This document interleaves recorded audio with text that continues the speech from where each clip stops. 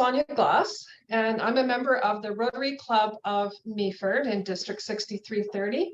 And in 2023-24, I will be your district governor. So thank you to all of you for accepting a leadership role in Rotary. I look forward to meeting each one of you and your clubs as I travel around the district next year. If you haven't had a chance to, could you please put your club's name behind your name on the screen? I'd like to take a moment to say thank you to our assistant governors who have been holding the pre-PELA sessions. Their goal was to help you become more comfortable with Club Runner, the Learning Center, and Rotary Club Central, the software programs that support the work that we do. We are joined this evening by my mentor, the current district governor, Mike Chafee from the Rotary Club of Flint, Catherine Hahn, who is the district governor nominee from the Rotary Club of Stratford, Mike Hurry, our newly announced district governor nominee designate from the Rotary Club of Sarnia, and our assistant governors, Colin McDonald, who will be taking over from me in Area 1, Paul Rolston from Area 3, Diane Ives from Area 6, Alan Tucker from Area 7, Jeffrey Verwenda from Area 9, and Jerry Jansen from Area 10. As a team, we're here this evening and throughout the year to help you to be successful. Please do not hesitate to reach out to any one of us when you need some help. I'm pleased to tell you that we are also joined by 11 president-elects from other districts, 6360, 6380, 7080, and 7410. Sharing these learning sessions with other districts will enrich our discussions, broaden our thinking, and give us an opportunity to develop some partnerships. And before I introduce our evening's facilitator, I have one more person to thank, and that is the man behind the scenes today who is running the Zoom program, and that is Martin Ward from the Rotary Club of Grand Bend and the past district governor. And now, I'm very pleased to introduce you to Doug Logan. Doug's a retired management consultant and facilitator, and as a Rotary membership coordinator for Zone 28, of which we are a part, he and his team have been gathering data from clubs across North America that have been successful in membership growth and developing action plans to assist us in making our clubs more attractive to members. It was Doug who created the membership worksheets that I sent out to you last week. Thank you for that, Doug. Doug, how would you like to manage questions? Do you prefer a raised hand from our participants or questions written into the chat? I guess with the number of people, put them in chat, and then I would ask Sonia, you and other people just to alert me if a question comes up that I ought to pay. Will do. Over to you. Doug, you're muted. Sorry, I muted Doug by mistake. I was trying to mute some of the others, and the names were bouncing around. Sorry, Doug. Did you hear anything I said? Just the beginning. Just the beginning. Oh. Okay. So if Sonia, you and perhaps Margie and Vala, if you see something that somebody's asked, put your questions or comments in chat, and then just alert me if I should pay attention to something, and then I won't have to multitask because I'm not good at it. Doug, if I could just remind everybody else to please mute yourselves and stay muted unless it's your turn to talk. Okay. So can I begin? So first of all, I want to thank you, Sonia, for the invitation to speak to everybody. I think I have some information that other people have shared with us that I think you will find really helpful. I also want to do a particular shout out to your district governor, Mike.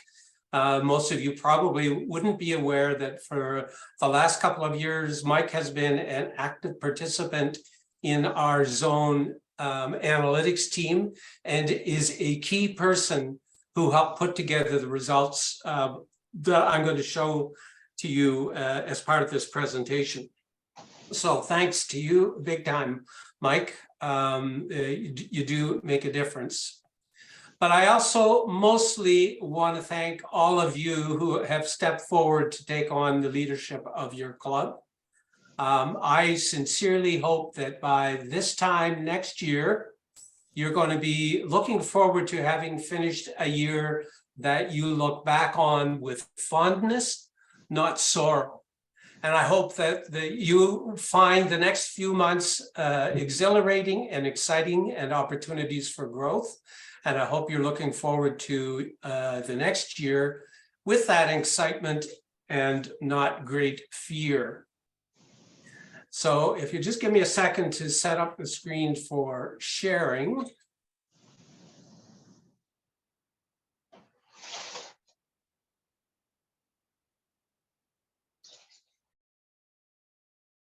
And everybody see the screen.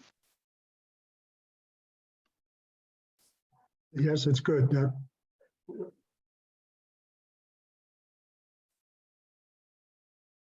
Okay. All right, so what I'm going to do tonight is run through a few different things. The first one is to talk to you about the growth worksheet that were sent out to you. I'll walk through that to help you begin to have a better understanding of where your club is at today and help you begin the process of setting some goals.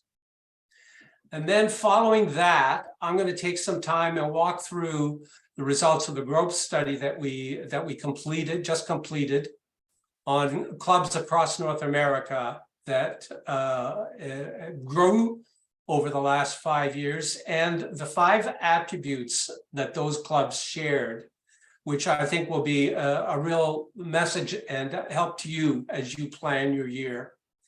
And then at the end of that, we'll split you into breakouts so that you can begin to talk with each other and share how you might plan your year going forward. So to begin, what I want to talk to you about is attrition and attraction. What's really important to understand is there's a difference between using these words and the traditional terms of recruitment and retention. Attrition really simply is a measurement of the rate at which your club is losing members. It's the percentage of members who leave your club in a year. Attraction is the opposite. It's the rate at which you're gaining members. And the reason for using these concepts instead of recruitment and retention is because it allows an easy comparison of one against the other. Simply put, if your attrition percentage is higher than your attraction percentage, by definition, you're going to lose people, and vice versa. And that's the basis of the goal worksheet that I'm going to move on to now. And just a bit of a correction, I did not develop this. This was developed by Terry Weaver, who's from Carolina in Zone 33, which is kind of the central southern part of the United States. And Terry has put an enormous amount of work and research into understanding these issues. And so hopefully you will have your own worksheet in front of you, and perhaps most of you have probably finished that, but I still want to take a minute and walk through it for those of you who might not, and to give you a chance to reflect on what it's telling you. So first of all, if you look up at the top left, you're going to see your club's attrition rate, attraction rate, and the ability for you to calculate your net growth rate.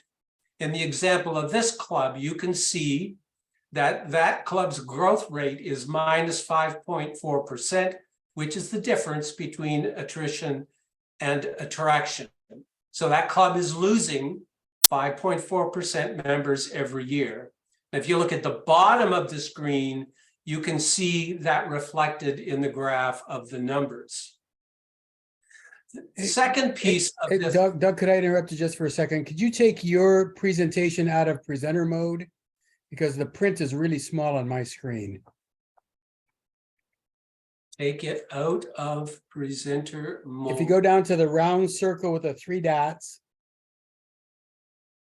Yeah, now just do start your presentation. What's that doing? You're back into presenter mode. So see the round circle with the 3 dots? Underneath your slide?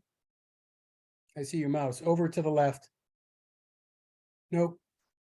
See my mouse over to the only 3 dots I have are right there. No, down below. Okay, well, it must not be showing up on your screen, but it's showing up on mine. Oh, these ones. Oh, I see Yeah, dots there. those 3 there. Take it out of presenter mode.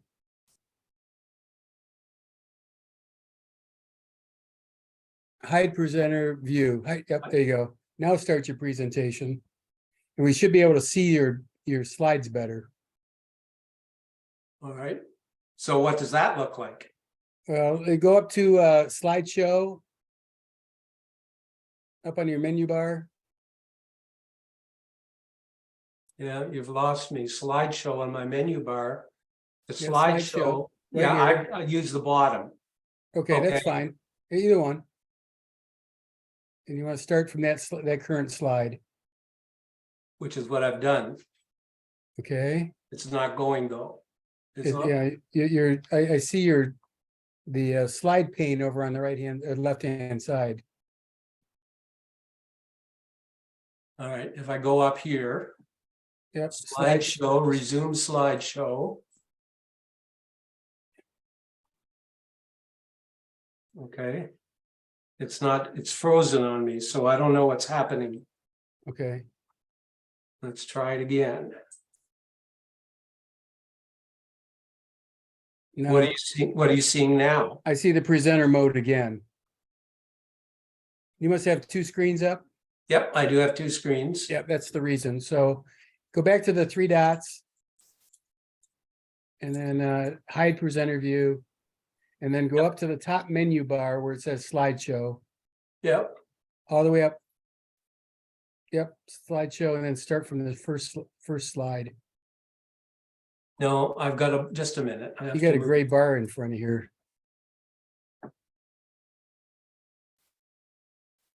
Resume slideshow. That's what it does. Okay, go to slideshow right there. Oop, Yeah. right there on your menu bar up on top. Yeah, that's where I am. No, there you go. Now go from the beginning. Over to the left. Hit that from the beginning. Which I've done. Huh. Yeah, something's not right. Okay, well, Hey, I Dan, guess, if I may suggest, stop sharing the screen and come back. Sometimes that works. Yeah, I believe if you have 2 screens open, Doug, you're sharing the wrong one. the wrong screen. No, I set it up before I started. So the screen, I don't think I'm sharing the. So what do you see? What are you seeing now? Because you may not be seeing what my. What do you see on your screens? Do you see the slides on the left? I see the slides on the left. Okay, so what I'm gonna do is I'm gonna get out of this entirely. Just give me 1 second. I'm just gonna go to single screen. I'll get out of the other view altogether. Yeah, so that didn't. Let's try. No. You're still in sharing your screen. Yeah.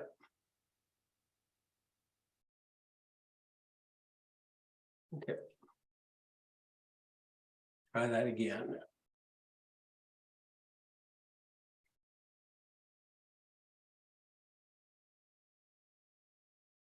Stop share. Sorry for this, folks. I apologize. I just want to make sure everybody could see what you're talking about. So I'll have to figure out what happened there because okay, so I don't want that. So only on one. Keep changes. All right. So now go out of that. Go back to this. Go back to here. Okay. Share screen. And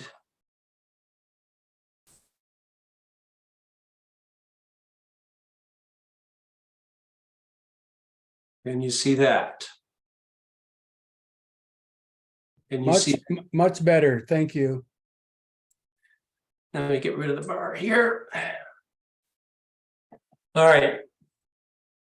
So where was I? There we go. Okay. So then the next thing to look at is what the percentages tell you, what ought to be the priorities for your attention. And in this case, it's because there is not enough people being attracted to the club. Then the next key thing here is setting a goal that's appropriate to your club.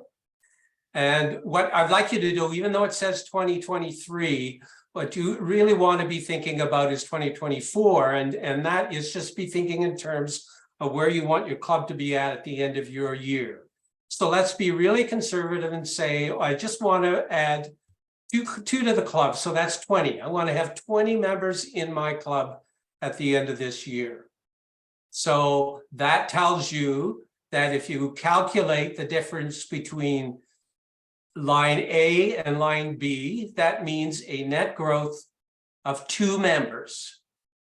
But here's the important thing that you need to keep in mind that most of us don't pay attention to. Every club, every year, loses a number of people. And what Terry has done in this calculation is he has figured out, based on the last 3 years, what your club usually loses. So if you want to add and have a net membership growth of 2 members, that means you need to add 2 plus 3 or 5. And that allows you to account for the change that happens with your natural attrition. So what is it about attrition and attraction, and how do you compare? Across North America, the average attrition in clubs is 15%. If your attrition rate is 10 to 15%, that's normal, and there is probably very little you can do to change that. And the reason for that is life happens. People move, people get new jobs, they start a family, they decide that they have other priorities, and so on. And that's a normal rate of loss. Average attraction rate across North America is 12%. So anytime somebody tells you we don't have a problem attracting people, we have a problem keeping them, you can tell them these numbers, because the blunt truth is, across North America, we have an okay attrition rate. We're just not bringing people in. There are a number of reasons for that. One of the big reasons is we're not bothering to ask. And another big reason is we don't have an environment that people want to join. How that fits in your club, I can't say, because I don't know your club.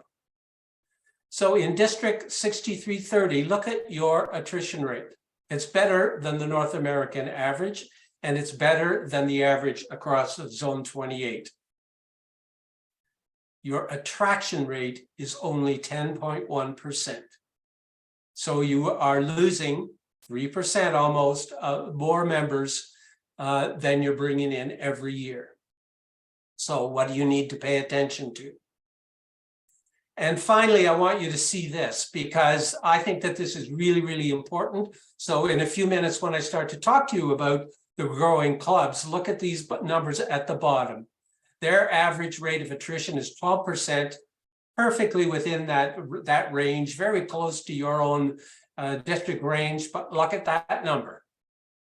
They bring in 23%, significantly more than are leaving. So what does that mean about you and how you fit in? What you can expect is you fit into one of these boxes. In this box, you have clubs that have a high attraction rate and a low attrition rate. You see attraction is the left axis, and the attrition rate is the bottom axis. So you have growth clubs that have a growth culture, and you have a number of them in your district. At the other extreme are clubs that are in the danger zone. They have a high attrition rate and a low attraction rate. A significant percentage of clubs are somewhere in between these two extremes. You have clubs that are aging out. That is, they have a very, very low attrition rate, but also a very low attraction rate. They tend to be clubs that people who have known each other for a long time are really happy with the way they are, and they don't see any need or have any interest in changing. You also have clubs that have a high turnover, what I like to call churn. They lose a lot of members and they bring a lot of members in. But people that come in, there's something going on in that club environment that people don't want to stay. And then you have clubs that are somewhere in the middle, they have a fragile balance. So I'm going to come back to those points before we go into breakout, just to remind you of those and then to give you some ideas of things that you can do in your own club, and then some things to talk about in the breakout. So I'll come back to that. Now I want to talk to you about what growing clubs do across North America. As Mike knows, this is the result of the survey we completed late last year. What we were looking for clubs that had a net membership growth over the last 5 years of 10, and they had growth in at least 3 of those years. We actually ended up with a number of clubs that grew every single year. The size of those clubs ranged from 7 to 120, and there were 85 of them that responded to our survey questions. That was a response rate, for those of you who are interested in these things, of about 30%. And those were clubs consistently growing in that time frame. What was a real concern to me when the numbers started to come back is what are the sizes of these clubs? Because I was concerned the growth was happening because the clubs were really big and had a different kind of capacity. But look at the numbers. 30%, 7% of the clubs that responded to the survey had between 7 and 25 members. So an important point for those of you who are in small clubs, that has nothing to do with whether or not you can grow. 40% were 26 to 50, and only 17% were the really big clubs. So what really makes the difference? It's not size that matters, it's leadership. Leadership makes the difference. But don't take it just from me. What Rotary leadership and leadership in general means to me would be taking the vision, identifying the vision, and then getting with the rest of the team to make sure that those visions are aligned. For me, it is servant leadership. It is more of me helping other leaders to take a step to serve in the community through Rotary. As president, you are supporting your leads. You are not doing all the work. You're certainly participating, but the lead is the responsible person. Not taking my vision and insisting that others follow it, but working to build the team's vision together. You wear a lot of hats.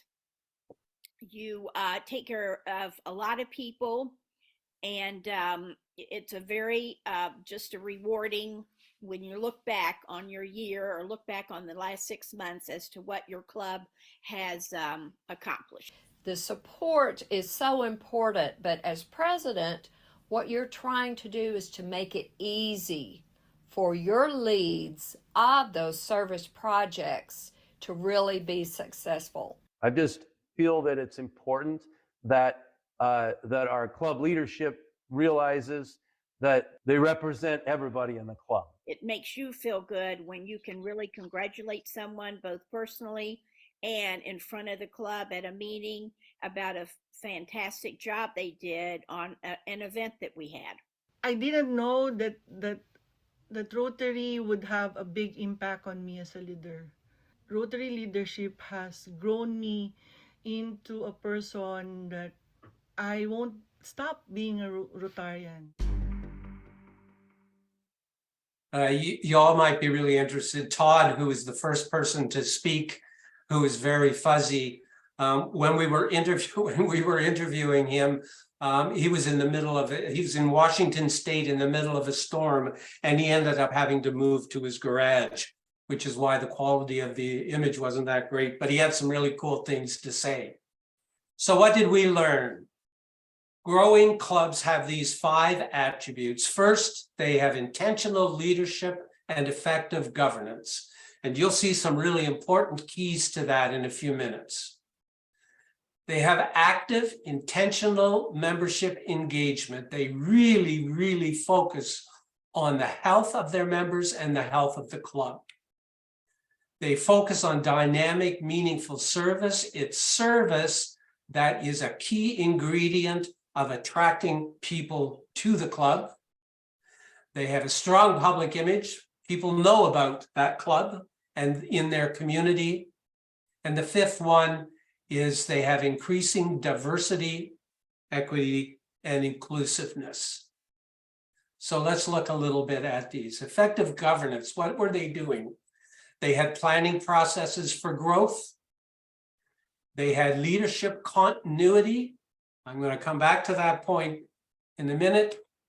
And they had an intentional membership focus. For you, those of you who are coming in as club presidents, one of the most effective things you can do for your club is to begin to build continuity within the club. So 81% of the clubs had a planning process for growth, 81%. More than that, they updated them regularly. They were on top of this. So they didn't just create a plan. They create a plan, they evaluated, they kept it alive. This is a really important point. It didn't get stuck on a shelf somewhere. They took it, they built it, and they used it. And they established membership goals, whether within the club or entering the goals in Rotary Club Central. Goals make a difference. Here's the point about continuity. 89%, effectively, almost all of the clubs designated their president-elect at least a year in advance. But look at this. Almost half knew who the president was going to be 2 years in advance. So just stop and think about the impact that would have on you coming in as president if you knew who was going to be following you. It makes a big difference in what you can do, what you can think about doing, because much of what we need to do has to take place over time. And they almost all have a club membership chair.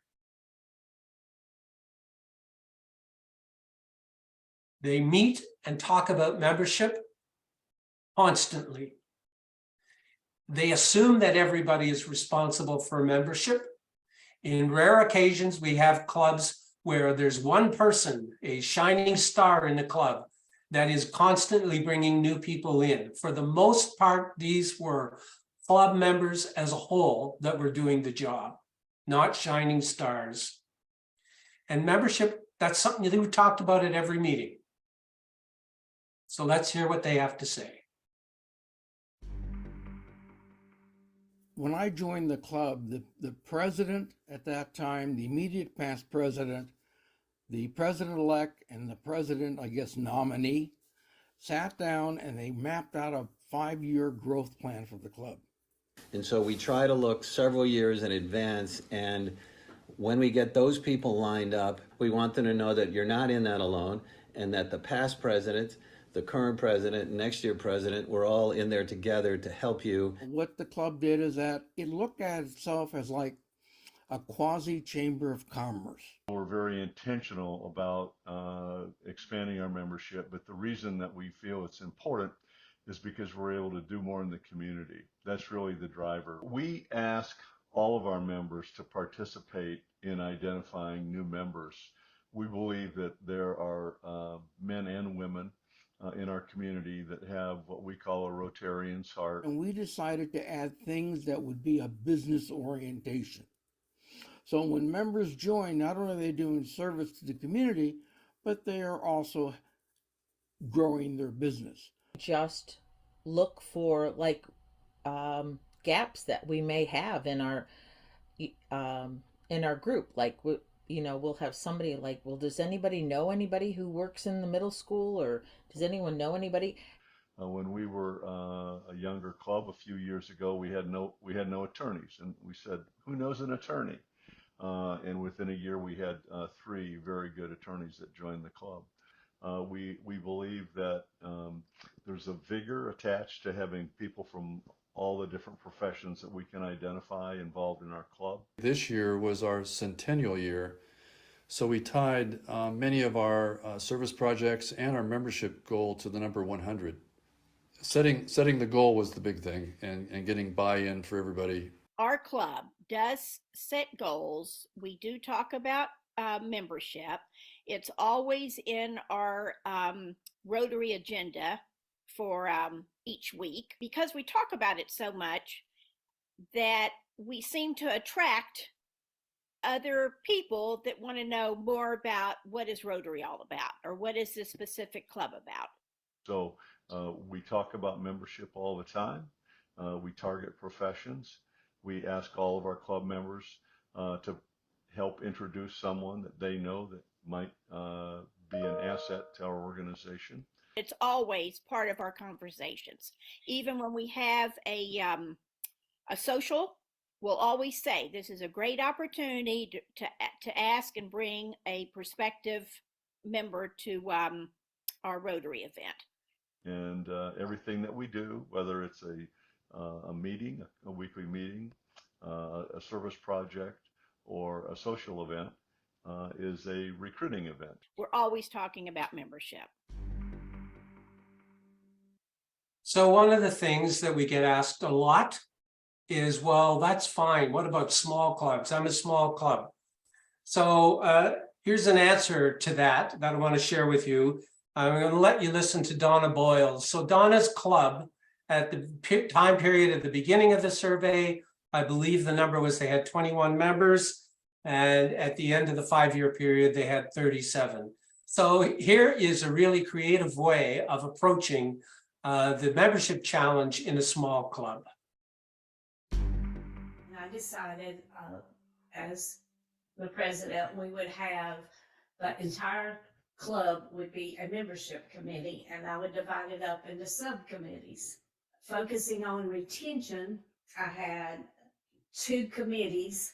One was called Reach Out and Touch, and they kind of focused on the well-being of members, and they came up with a buddy system, so paired everybody up. And so if your buddy was not there, you contact them and have lunch every once in a while, or whatever you wanted to do. And the other committee in retention was Surprise and Delight, and we had lots of games or fun activities. And the very favorite one, I think, of everybody's, we did show and tell. And a member would come and they would bring something, and just like kindergarten, but they would show something that meant a lot to them and tell about it. And we learned so much about the members that we didn't know. And so, so those 2 focused on retention. And then I had Rotary Recruiter and highlighters, so that they would continue to look at ways to highlight our club. And the 5th one was called Explorers, and they were to explore the different types. And they focused in mostly on doing a satellite club because of those young professionals who said they wanted to be part of Rotary. They meet in the late afternoons after work, and I think that's been a success. So people have asked when they heard that about Donna, they said, well, how does the club pay attention to all the other things like foundation, for example, that they need to do? And what Donna said was that one meeting was all about membership.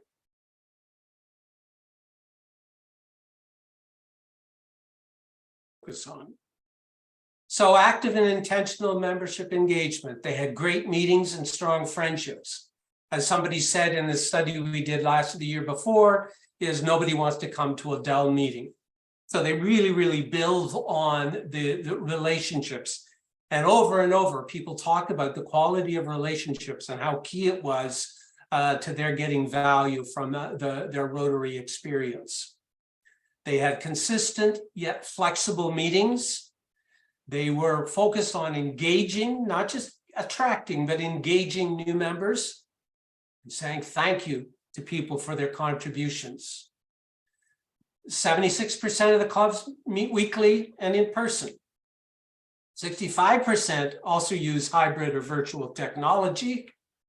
29% created a satellite club as an alternative Rotary experience.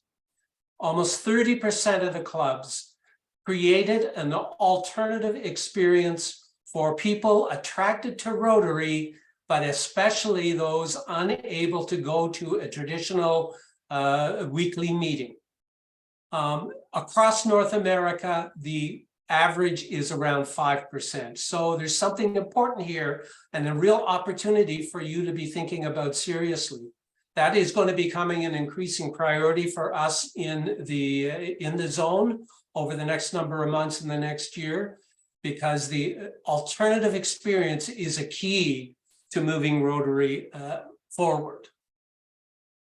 So engaging members, they have an orientation process. They have a means by which they bring people in. They take time to talk about what the club's been doing, the successes of the club, and they formally recognize people's contributions and talent. Our club meets on Tuesday mornings at 7:30. Our motto is getting up early to get more done. Our meetings are open to anybody who wants to come, and we invite people to our meetings that could potentially become a member that we're interested in having as a guest to come to our meetings. We also have introduced this year, out of our 4 meetings a month, one of those meetings is a fun meeting. And those social events are the type of thing where we would invite people to join us. And fun night is a lot of fun. We play games. I think we're going to have a cooking demonstration at one of them that's coming up. You can see smiling faces. We've made sure that we have the video of even O Canada was made into something with photos of us. We did Rotary Trivia, which was really kind of eye-opening to see who knew what about the organization we belong to. Our membership ranges in age from the 20s to our oldest member is 84. We have quite a few in their 30s and 40s, so it's a younger club. So I think it's more being vibrant club and fun. We also have been very flexible in the last few years with Zoom. And it was a tough switch, and we had some old dogs that fought it the whole way, but they were trainable, and now they're loving it because now our snowbirds can still come to our weekly meetings from Georgia and Florida and Texas. To attract new members, we've got to start adjusting to what everybody's time is. We're still doing hybrid because we can still have speakers from all over that can't always join the meetings. We know there are a number of people who would like to be part of our club but cannot come at 7:30 in the morning because of work schedules. So we're trying to meet at least once a month at a bar or a restaurant and tell people what the projects are coming up and say, even if you can't come to the regular meetings, if you'd like to participate in tutoring kids or planting a tree or many of the different things we do, you can participate. And then often when people do that, then they get excited and end up joining our club. I was able to work with the Innovative Club Advocate at the district level and get some guidance on how to start an after-hours group, which some people call satellite clubs. We chartered a satellite club last year with 9 members. So that added, so that brought us up to 47 plus 1 honorary. So 6 months before I took over, the after-hours group was hitting its stride, and for that full year I had them, we almost doubled our number of service projects. When the members are all happy and everybody is participating, that's how you're going to attract other new members, because you've got a happy family here. So dynamic, meaningful service. This really came out loud and clear. It's not just the projects and the fundraisers they have, although they're critically important. It's the extent to which these clubs included community members and made what they were doing something for people to see. But on top of that, it was ongoing, as you'll see. So 86% had a repeating project every year, a signature project. Sometimes, like there was one club, and I'm not exaggerating, using 15,000 volunteers. They have a repeating fundraiser that they follow every year. 87% invite community members to projects and fundraisers. As somebody said, this is the secret sauce. By inviting people to the project, you give people an opportunity to see who you are and what you're about. And they also, 2/3 of them, held events to attract new members. But it was ongoing. Almost 80% had 4 or more service projects during the year. 40% of them had 10 or more. People participate in what they're able to and what they're interested in. We do about 30 different projects a year, and so there is, I think some clubs talk a lot but don't do as many projects, and because we do quite a few projects, I think people feel engaged and they're accomplishing something. Oftentimes, the members will bring some heavy laborers with them to do this stuff, to help us dig holes and clean up. And every once in a while, they decide that we look like a fun group and they do join us. Town council wanted to do a Sweep the Acres service project. They wanted to clean up their city. Well, we heard about it and we arrived as Rotarians in force. We found that the service projects was a catalyst or a reason some of our younger professionals joined, just to be involved in civic activities. That was the place where we talked to so many community members who were excited about cleaning up their town, and several of them, well, especially one I inducted on my last day as president. The Legacy Club did a service project a month, and so did the After Hours group. And we found that a lot of young professionals were drawn to that, seeing the club out, not only with the larger group, but with the smaller After Hours group. One of the things we do is let them know what we do. We have a road project where we clean up the road, part of the road between here and Franklin. We invite the members to bring their children, their spouses. We have a wood chopping project where we'll locate wood, we'll chop up the wood and give it to the emergency council for people who heat their homes with wood that don't have enough money to buy wood, so they have it available there. We are able to help our members and members of the community do the things that are important.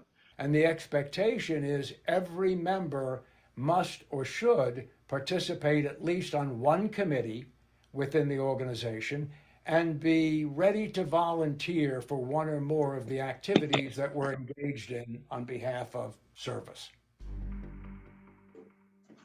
So before I talk about public image, I want to mention something that I forgot to mention earlier on, is that the clubs that were part of this survey came from communities as small as 1,000 and as big as New York City. So These principles apply to clubs, period. So what the second last key attribute is the strong public image and the extent to which the clubs made use of media tools and focused on member attraction, using those tools for that purpose. The point being, it's not just doing, it's being seen to be doing.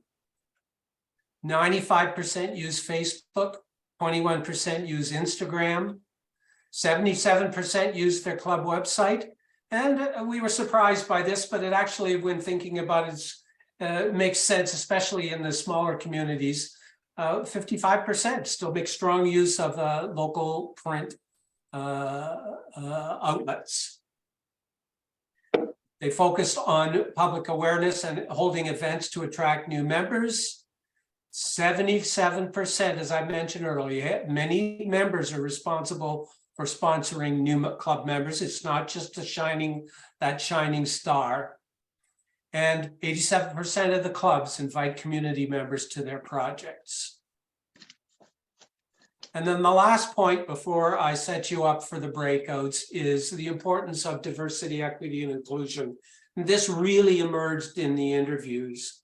And I'd like you to think about diversity, equity, and inclusion in your own club in terms of how do we broaden and create an opportunity for a membership that really reflects what our community looks like.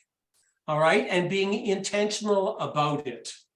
And I was really struck by one of the club presidents early on in the interviews who talked about how he realized, and they realized early on, that if they wanted their club to continue to survive and to continue to thrive over time, that they needed to be thinking about their membership in a different way and to be adjusting themselves to allow for opportunities for Rotary to be an opportunity rather for a greater diversity of members. So that's something that is a real opportunity for you as well in looking at your club and how reflective it is of your own community and the communities around you,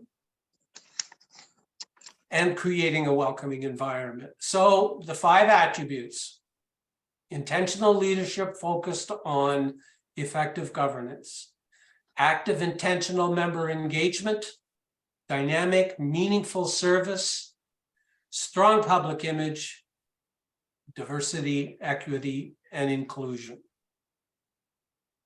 So now what I want you to do is I'm just going to give you some things to think about if when you pull out your own attrition and attraction data, and to think about what that means and what you might want to do. So if you find yourself as a member of a growth club and with a growth culture, understand why you're successful and double down on that. Don't be afraid to continue to seek improvement and become an even more irresistible than you already are, ensuring consistency, continuity, and collaboration. Having a look, as I said, about the diversity of your club in your community and extending reach within your community. And I will tell you, don't take it for granted. Over and over, we've seen stories of clubs that have done really, really well, and then they let it go. And things quickly can begin to slip.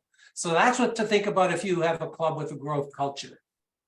Now, if you have a club high turnover, it's a good opportunity for ask feedback on your club experience. Ask your members what they're seeing, thinking, and feeling.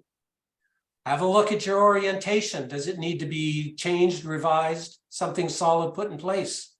Think hard about why is it that people are leaving. Be honest with yourselves and address that truth before you start thinking about reaching out to new people. If you have a club that's in the danger zone, have a look at your leadership. Do you have a champion for change in your club? Is there somebody that can help you move forward? Is there an opportunity for you to seek outside help from the district leaders, somebody from the zone? Can you have honest conversations with each other? What's really going on? What are we doing that needs to change? And can you look at alternative experiences through satellites, impact clubs, and so on. Is your club aging out? This one's a little more difficult because I think you really are down to two choices. Your first choice is you can choose to transform, in which case you have to think about what are the tough decisions you have to make, and especially about how you can make yourself more irresistible, and begin to look at other models. And the other choice, B, is the status quo. And look, I'll be honest with you, if you're in a club that's happy with who you are and the way you are, and you're aging out, it's not for me to tell you you have to change. That's your choice, and it's up to you. All I would say, though, is for you need to accept that the status quo probably means decline and the collapse of the club eventually.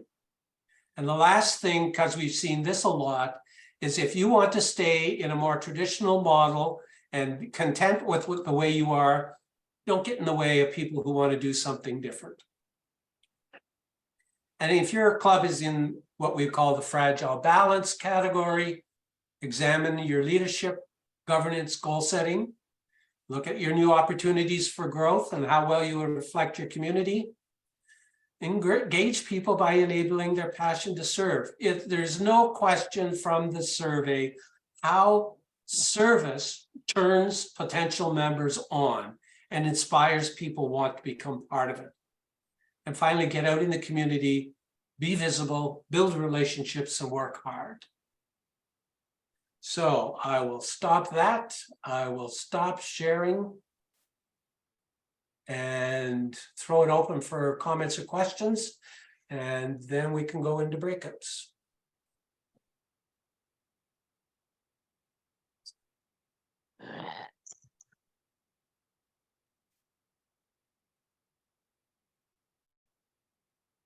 All right, I see a number of comments in. There was a big conversation about whether or not clubs were in person or meeting hybrid. So Right. Lots of people answered that. Thank you for that. Yeah. And Well, we have a hand up, Fred from Ingersoll. Yeah, hi. There are some amazing ideas coming out of this, but I can't record them fast enough. Are we going to be able to have access to this information? I'm going to interrupt you, Fred. We're done? I apologize. I should have said at the beginning, I will send a copy of the slideshow, so you'll have the recording, and especially the tips that come at the end. Yeah, yes, you're going to get all that. Wonderful, thank you.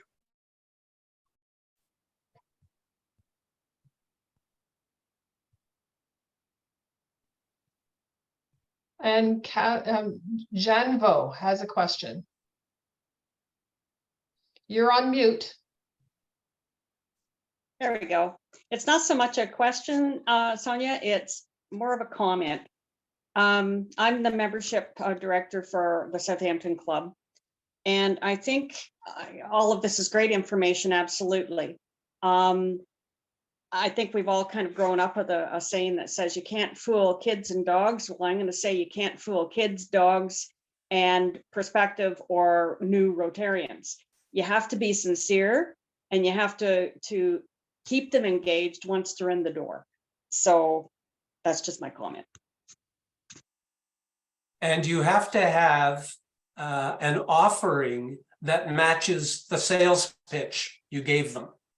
Yeah, absolutely. All right. And so far too often people find out that what they've been sold is not what really is going on.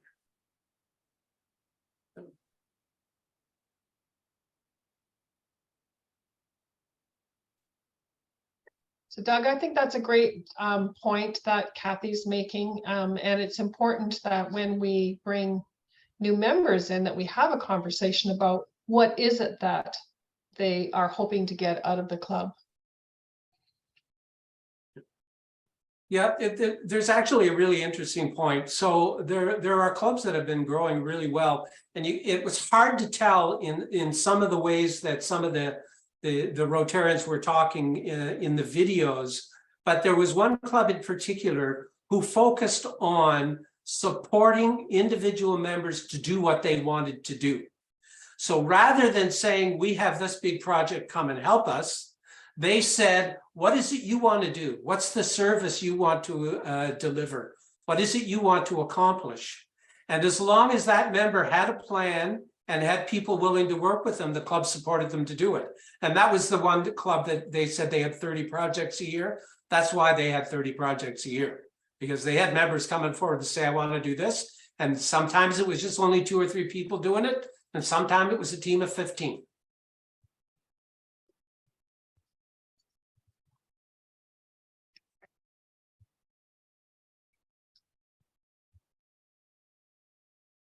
I don't see any other hands up right now, Doug.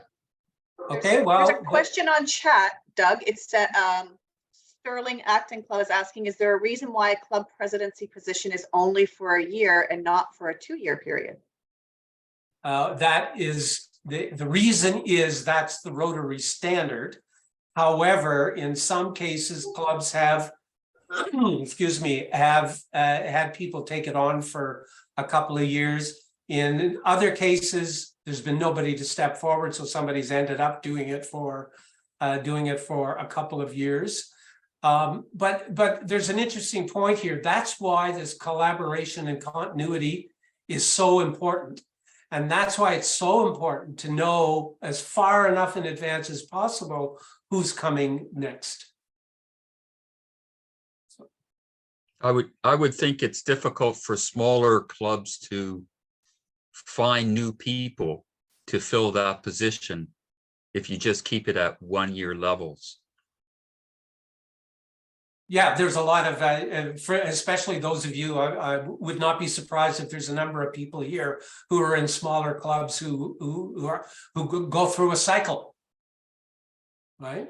The people end up taking a term. Okay, well, if that's it, I think that Martin, you could send everybody to breakouts. So what I'd like you to do in the breakouts is take a minute to introduce yourself to each other, and then take some time to talk about what provoked you in the presentation, what ideas you have, and what you think the difference you can begin to make in your own club when your year as president begins. So away you go, Martin. Okay, Doug, before I send everybody off to rooms, I'll just explain that we're going to have 8 breakout rooms. So there's going to be somewhere between 6 and 8 people in each one of the rooms. And the easiest way to do this in Zoom is for me just to randomly assign everybody that's on the call. So those of you that are facilitators or speakers, just if you will get assigned to a breakout room, just come back to the main room. Leave your breakout room and I will assign you into appropriate rooms for the facilitators, and the others will just stay in the main room and chat. So rooms are being created now.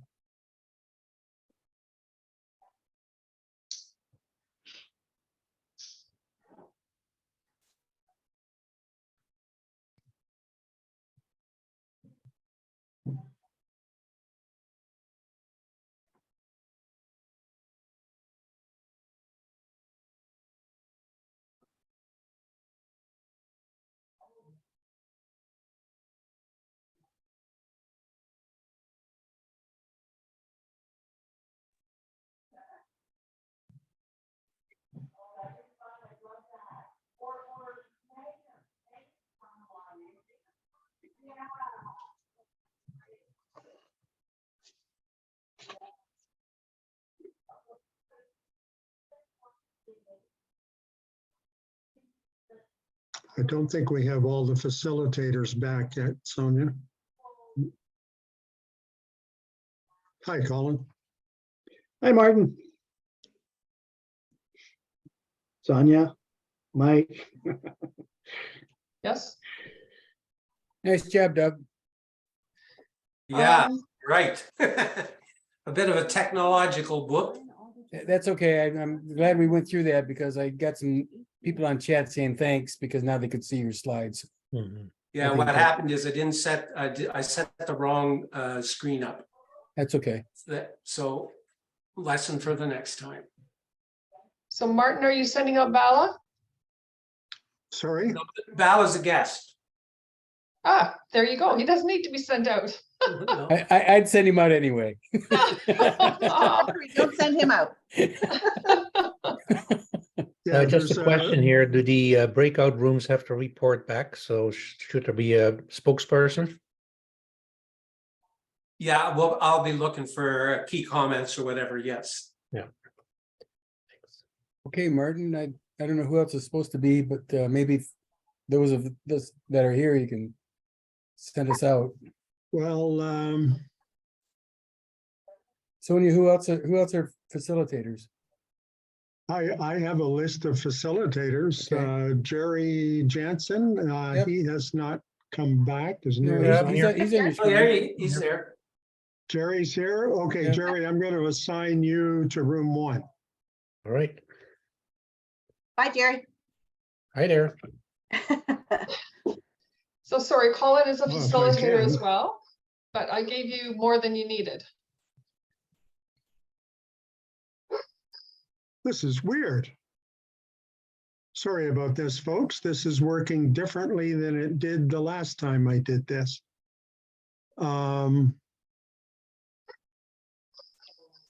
I don't know how I can put Jerry in the room.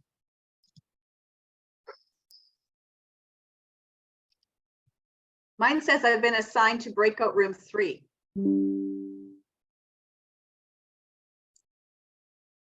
Yeah, mine Okay. said 2, but I declined that.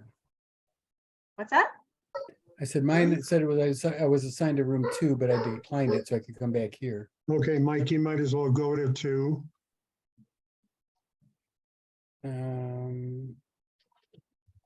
Now I don't know how to get back there. Did you try clicking on breakout? And it might ask you if you said not now. Oh yeah, right here. Yep, join breakout room number 2. Okay, Yeah. that's where I'm going. Mine's saying room 3. Mine says I've been assigned to room 1. Okay, go ahead, Colin. Join 1.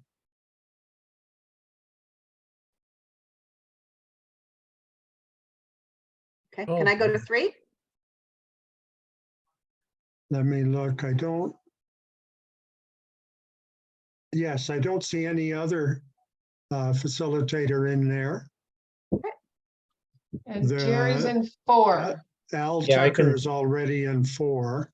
Okay. So Jerry, could you let me Well, see. the only option I have is to go back Oh. to room 4. If you go down to the bottom and click on breakout rooms, Yeah. does it allow you to do anything else? No, it just gives me the option. You have Oh, been okay. assigned to number 4. I can move you. To 6? Mike Curry is already in 5. I'm going to move you to 6, Jerry. Okay. Paul Rolston is in room 3, so I don't know if you want me to stay in there or not. All right. I'm going to 6 now. Yeah. You can leave then, I guess, Catherine, or they're not there now anyway. No, I'm not. 7 needs a facilitator. Do you want to go there, I can go back Catherine? to 5 years, assign me to, that's okay. You're gonna have to assign me though, I think. 'Cause Am I? Mine's telling me to go 3. Okay. Boy, sorry for this, folks. This is not, did we say 7? Yes, Catherine? 7. Okay, there you go. Sure. So we So Martin, I have, can go back to 5 if you want. okay, yes. You might as well. No one else is there, right, Bella? There you go.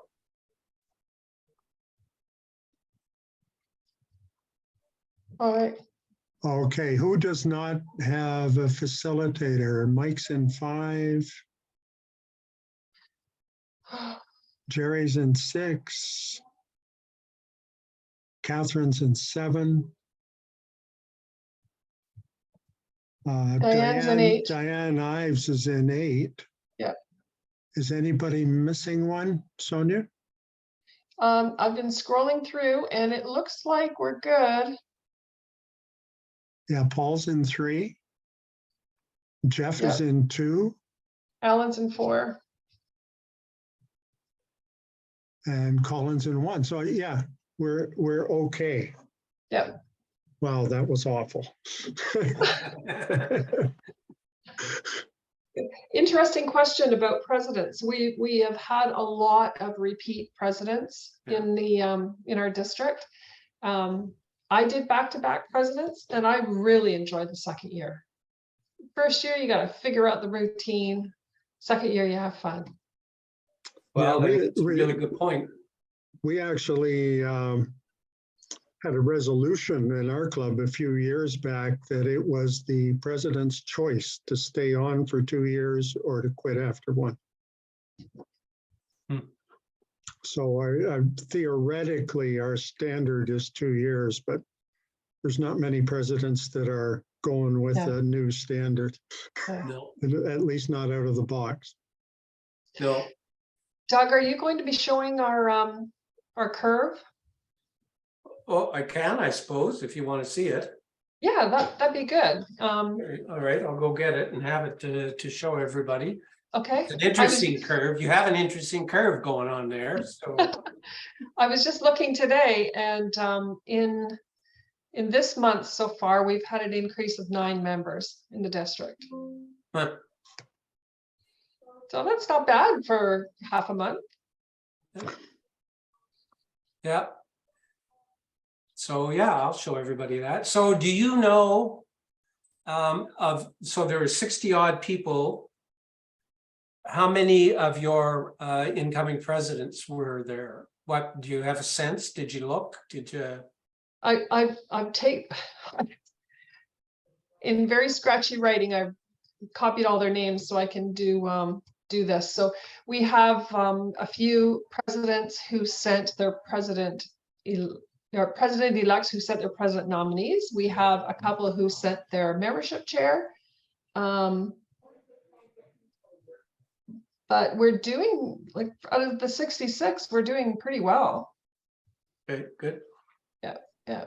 So Martin, are you going to tweak the recording and get rid of my whoopses? And when you do it, and make me look 20 years younger. Yeah, while right. you're. Yeah. I may not have time to do that, but Sonia, have you got someone else that could do it? Could do what? Cut out the Yeah, piece where I'm scrambling to switch the screen. Yeah, someone who could edit the video, because I'm taking off for 2 months in a few days. I don't know whether or not Catherine or Mike know how to do that, but we can have a conversation about it. Okay, I know that David has pretty good contacts with Jim Swan in London. Okay.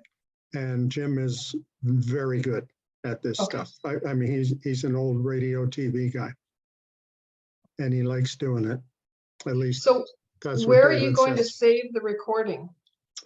It's in the cloud, I believe. I think I'm recording in the cloud. I will check that. What that means is that you can log into the to Zoom with the district account, and you can access it directly. Okay. Normally, what I do for my own club recordings is that I download them. Normally, I record it on my computer rather than the cloud. And then I edit them. Just basically, I just trim off the beginning and the end that sort of before the meeting actually starts. So is it recording us right now? Yes. Can you turn it off and then turn it back on? I can pause it, I believe. Yeah.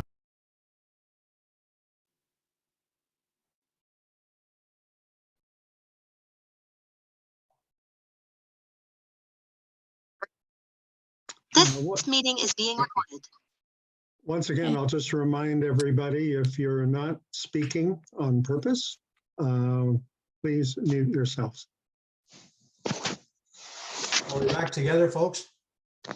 Everybody's back. Okay, welcome back, everybody. So what I'd like to do is I'll just go by numbers and invite somebody from that particular breakout to make any comments, ask questions, disagree with me about something, whatever. So let's start with number one.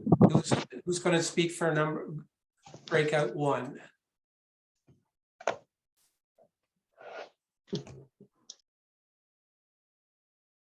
Was that my group? Yeah, I don't know what number I was. Okay. Dave, you're in number 2. Okay. Martin, do you know can you remember number 1, who number 1 was? Whoever was in with Colin McDonald. I think that was us, wasn't it? Collier, Colin Jerry. McDonald from Grand Bend. I think it was Paisley. too. Go ahead, Jerry. You started, Yeah, so you can. I'll take a shot at it. We had a really good group, really good breakout. I think what came out of it was the importance of hybrids, the importance of a membership chair. Those are some things that we talked about. Trying to keep meetings inclusive and having a membership chair. So those are a couple of things that stood out. I think a lot of us got a lot out of the opening session. And so we talked about that, and I've got notes, but I don't want to review them because I want to hear what other people have to say. Okay. All right. Thank you. Anybody else from that group? Gone. Okay, number 2. Okay, well, I wrote notes here, so I might as well read them to some degree anyway.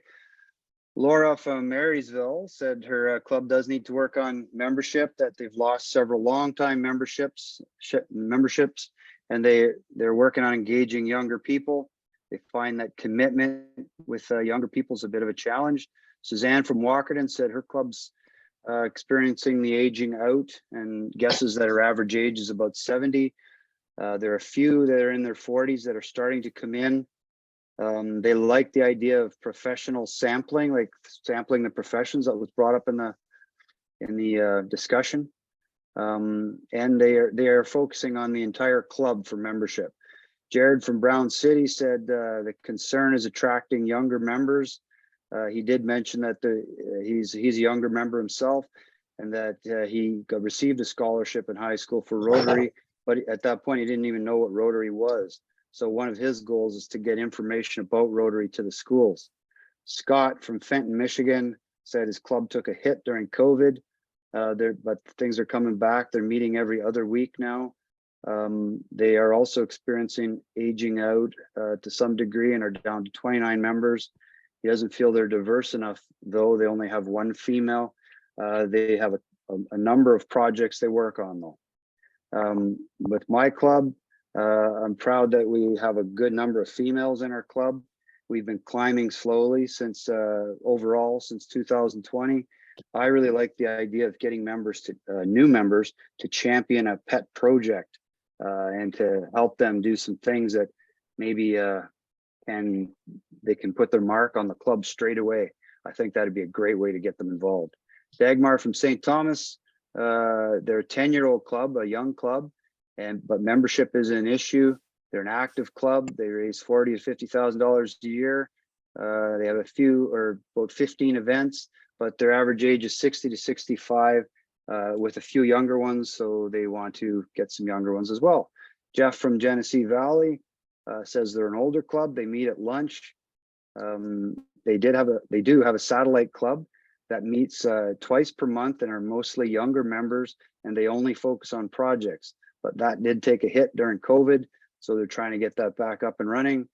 And Mike said during 1 year that they brought 19 new members into their club and used a corporate strategy. So those businesses each brought in a few members to the club, and they targeted younger people under 40. They had to overcome some obstacles, and one of them is just letting them making service the critical factor. So I think that's it. Okay, thanks very much. Just an observation. We have across North America, we occasionally see clubs that have a sudden burst of growth. More often than not, that has been shown to be very difficult for them to maintain. And realistically, steady wins the race. So consistent, moderate growth, as long as you're continuing to grow, that you can keep on top of and handle, it's really, really useful. The other thing I would just to reinforce a couple of the points that you made is that one of the things that's been hardest for us to do is to change our understanding of what people are looking for when they think about Rotary and when they think about service. It's not the same as when I started. All right, they're looking at it differently, and we have to find ways to accommodate. And in effect, we have to start selling what people want to buy, not what it is we have to sell. So let's move on to number 3. Is there somebody from number 3 that wants to comment? I can speak to number 3. Yep. It's the moderator for that group, I guess. And I didn't make any notes. I apologize, as the last fellow is going to make me look bad here. He was great, but we spent most of our time getting to know each other and just talking about our clubs and sharing some of our successes and some of our challenges. So everyone in the group confessed to having a membership challenge that wasn't unique to anybody. Even in the club which I belong to, which has added a number of new members over the past few years, we've had our attrition rate is still higher than our attraction rate. So I think for all of the clubs in our group, attrition, focusing on attrition could lead to success in the year ahead. We all lose members for various reasons. If we can limit the attrition, don't have those people, don't allow those people, they get bored with Rotary to get bored and leave. Do what we can to keep the members that we attract. Natural attrition is going to happen, it's unavoidable, but let's do what we can through orientation and mentoring to keep those people that we brought to our club. Young lady from Blue Waterland, I'm sorry, I don't recall what her first name was, but she talked a lot about they've had success with diversity, equity, and inclusion in their, so that's something that the rest of us could focus on. There was a gentleman from Mildmay, which is a very small agricultural community. I don't even know what the population is. It's very small, probably less than 10,000, and he was saying that they've had some success in that area as well. So again, nothing really specific, but it was a good chance to for everyone just to talk and share their common experiences with Rotary over the past years. Okay, thanks very much. One of the great things about the data that Terry Weaver has provided, what that allows us to really do is to begin to do a much better job of individualizing how we approach clubs, because every club is its own unique identity. So, one club may need to work on attrition, while the other one needs to work on attraction. And the other thing I've just throw out to everybody, a really useful tool that you could use to start conversations in your club is the Rotary's Healthy Club checklist. To have a look at just where you're at, and you can get that on My Rotary. Okay, so thanks very much, Paul. I'll go to number 4. Okay, I'll give a couple comments from number 4. We had a good opening conversation about weekly versus bi-weekly meeting or twice a month meeting, because I think the survey says tended to say that successful clubs meet weekly, and about half of our clubs in our group not weekly, but the other half were either biweekly or twice a month. And those that are biweekly or twice a month didn't think that they lost that much in the way of engagement by keeping that format, which was pretty, in the most part, instituted due to, COVID. So we talked a lot about that. We talked about the importance of social interactions, social gatherings, that many of those too started during COVID when the regular weekly meetings couldn't occur. And some of that has continued. And they thought that's a good way to keep engagement of members through those social activities there. A little bit of conversation about time of meetings and the challenges, particularly for maybe some noon meetings with young professionals who can take the time off. In the old days, the 2-hour meetings for Rotary and being able to leave your business, that was considered acceptable, but in today's world, it might not always be the case. And the last thing is the importance about service and getting out there and getting your hands dirty in service projects and getting very engaged with your community through service. So those were some of the 4 topics explored in our group. So I don't know if anybody else in that group wants to share or enunciate on that, but that's what came to mind. Okay, that was great. Thanks very much, Alan. That was good. I got nothing to top that. That was really good. Thanks. So you were 4, were you? So let's go to 5, group 5. Hi, so our group, first of all, we went through just introductions around the table or whatever, what clubs, where they were from, what size of membership. One of the clubs talked about corporate membership, family membership, and having a youth program where they had flexibility. They allowed members to join if they're part of a family at a lower cost for the second member. And then that lower membership fee in some cases was up to 5 years to get them sort of ingrained in the club and keep them around. We talked about COVID and the impact that COVID had on all of us as clubs, and losing members or being able to attract new members when we were not in a position that we were meeting. One club indicated that they're now down to 5 members and that they're a club that's almost 100 years old and are really struggling to try and get some new members to keep that organization going. We talked about the fact that we're aging, that we're white male. You can see the color of my hair. That whole discussion about people in the club that have been around for years, when everybody comes up with a new idea, they just they poo-poo it and they say, we've tried that, didn't work, and they're not willing to allow something to be tried again because it didn't succeed in the past. Let's see, I can't read my writing. Oh, we talked about mentors. Did clubs have mentors? If they did have a mentor, was the mentor their sponsor to join the club, or did they get a mentor that was another member of the club, and how did that help to keep them engaged? The importance of orientation and engaging people in training, getting to find out what they want to do as a member, so that what their role in Rotary is something that they're passionate about. And the other stuff I can't read on my page, so I'll skip over it. Okay, thanks a lot, Mike. Just a couple of observations with that. I'm glad you mentioned cost. That's something I would strongly encourage people to think about because that did come as part of the growth study. People talked about how they had a hard look at what it cost to be a member of their club and what they needed to do to make it something that was more reasonable, particularly for younger professionals or for people who are in professions that aren't, that don't pay super well.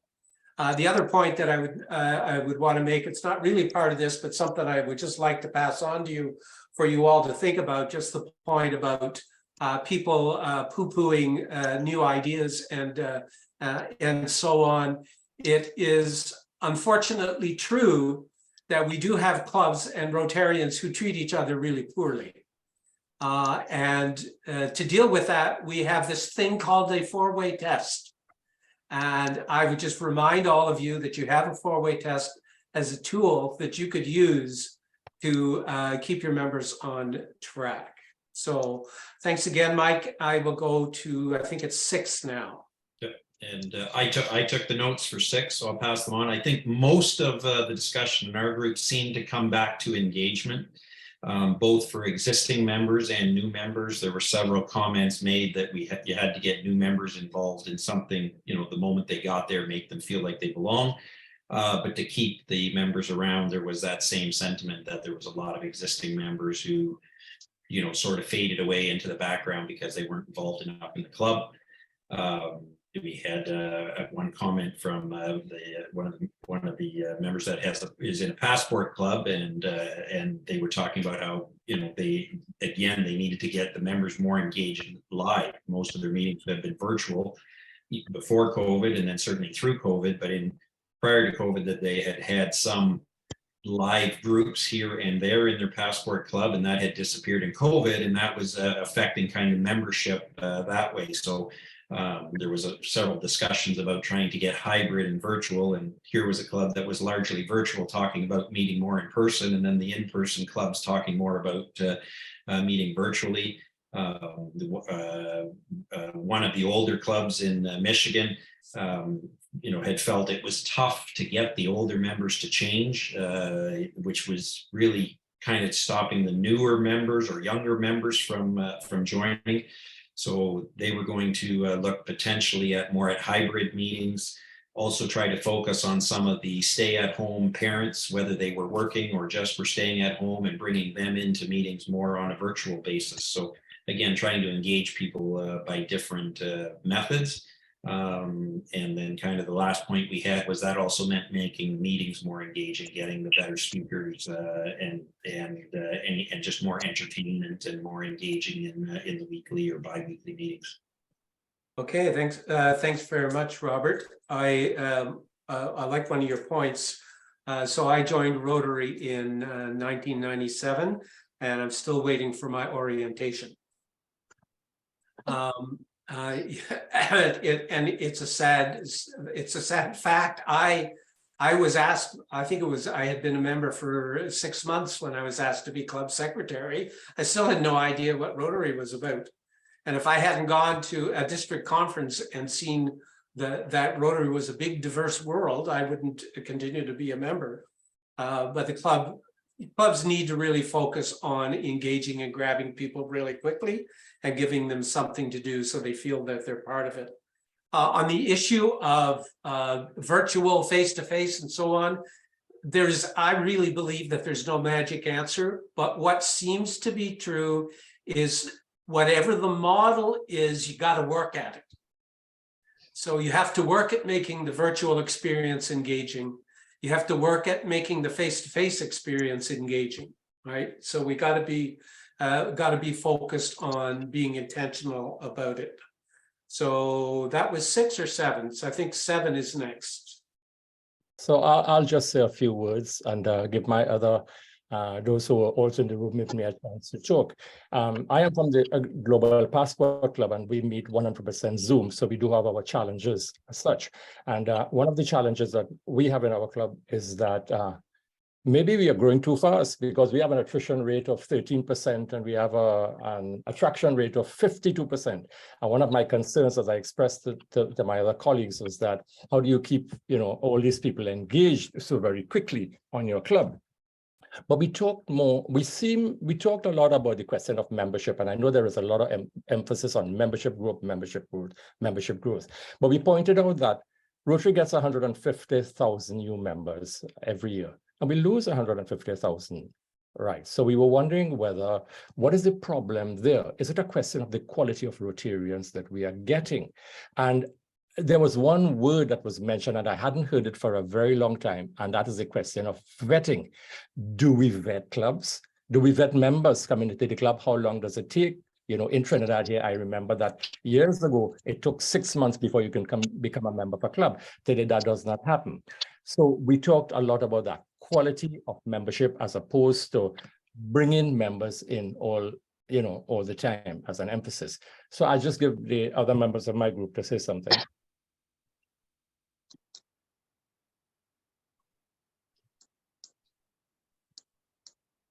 Okay, I don't hear anybody. So I want to go back to one of the points that I made early on in the presentation. That what we have to get our heads around is, Ken, your club is an exception to the rule. An attraction rate like that is, you're quite right, it's going to be very difficult to sustain. It's going to be very difficult to manage. But the blunt truth about your district and North America and many areas of the world is we do not have a problem hanging on to people. We're not bringing enough people in. We are not asking people to join, or else people know who we are and don't want to have anything to do with us. And the reasons vary from club to club and community to community, but you saw the numbers at the beginning of the presentation. District 6330 has a really good attrition rate of 13%, but your attraction rate is only 10. You just simply are not bringing enough people in. And so you need to look at what the reasons for that. And the reasons are going to be different from a club to club. Okay, and I think we're on to 8, are we? Group 8. Somebody from 8 want to do it? Yes, you do. I guess I was going to give them the opportunity. We covered quite a few of the things that have been mentioned, but it's worth mentioning. One had success in their club of bringing in couples. They had two couples, so that added 4 members, and they even actually paid full price without any special rate.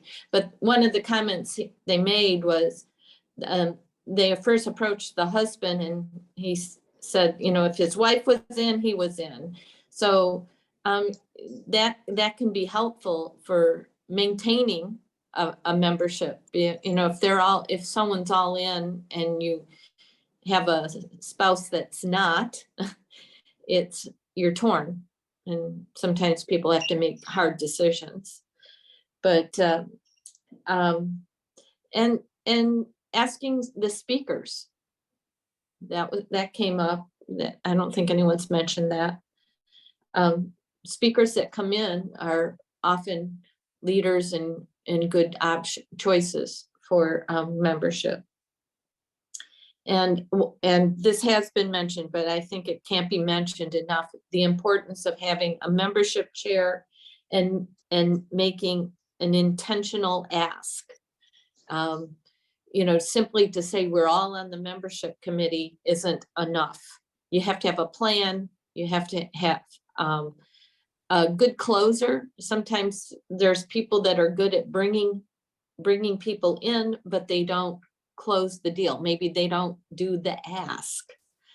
And so get the closer to sit on the other side and close that deal.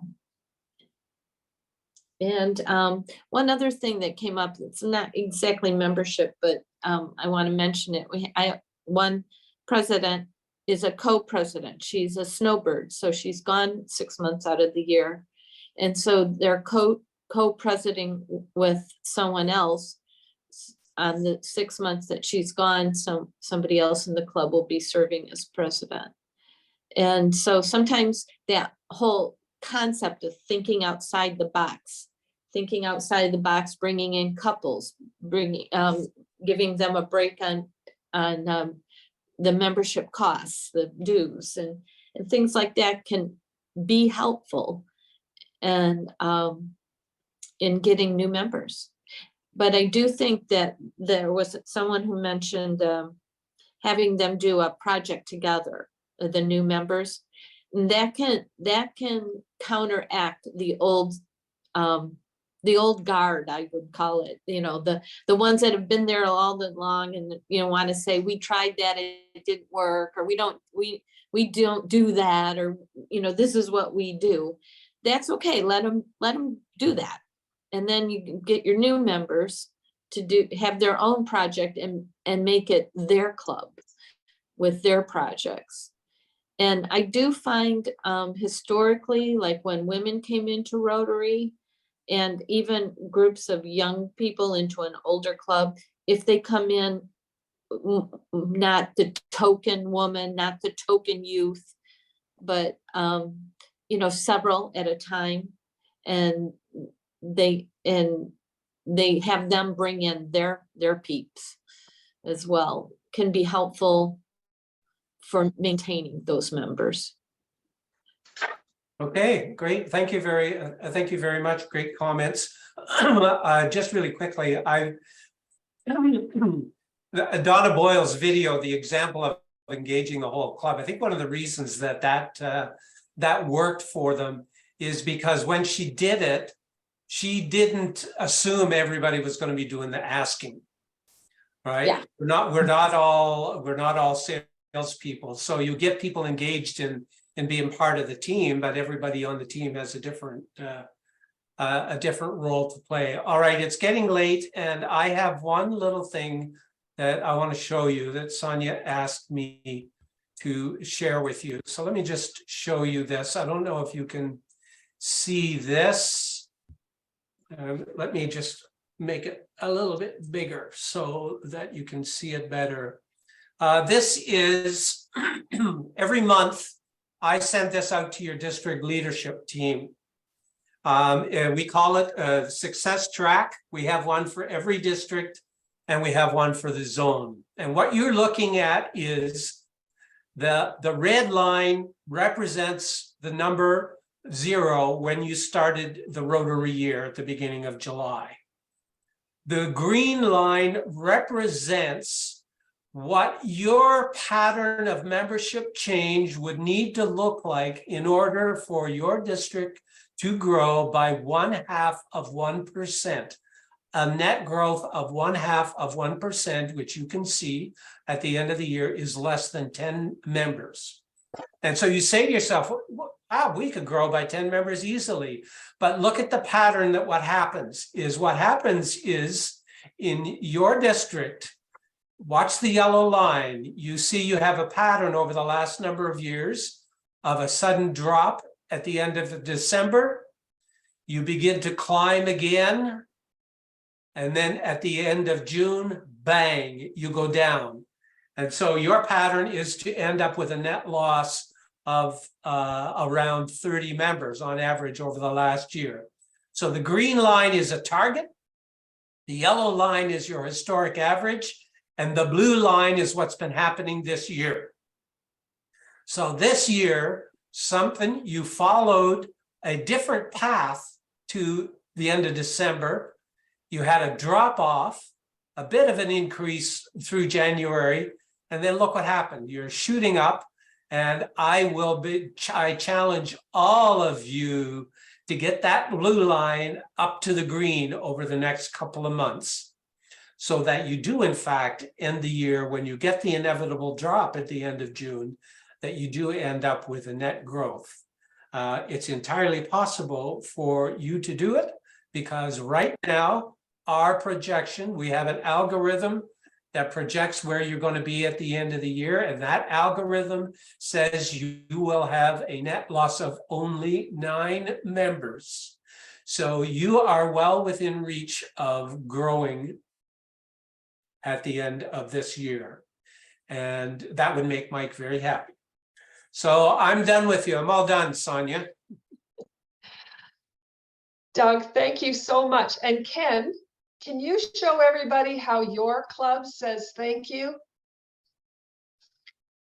I'm sorry, can you say that again? How our club? Can you show everybody how your club says thank you and claps your hands?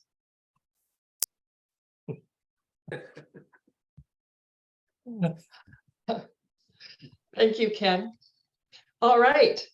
So Doug, really appreciate your presentation tonight. I think you've got us thinking and planning, which is awesome. And hopefully we will be able to make Mike happy by the end of June. All right, my pleasure. Thanks very much for joining me, everybody. Very much appreciate it. Thanks, Doug. So everybody, tomorrow I will be sending out information for PELA 2. PELA 2 is all about leadership.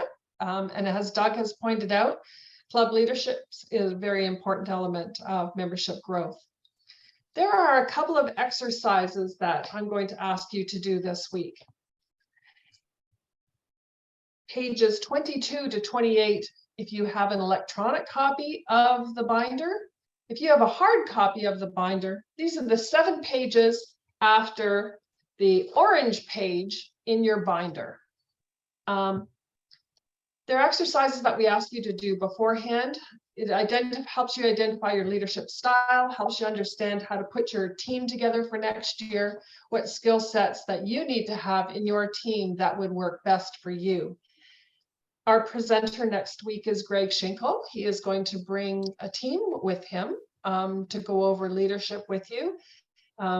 Greg comes highly recommended. He's a member of our district and apparently very fun. So I look forward to seeing you next week. Martin is going to be completing our recording this evening, and we will get the link out to you as soon as we can, so that if you wish to review it or share it, you'd be welcome to do so. Mike, Catherine, anything else to add? Great job, everybody. See you next week. Yeah, thanks, everyone. Take care. Good night. Bye, everyone. Good night. Thank you, everyone.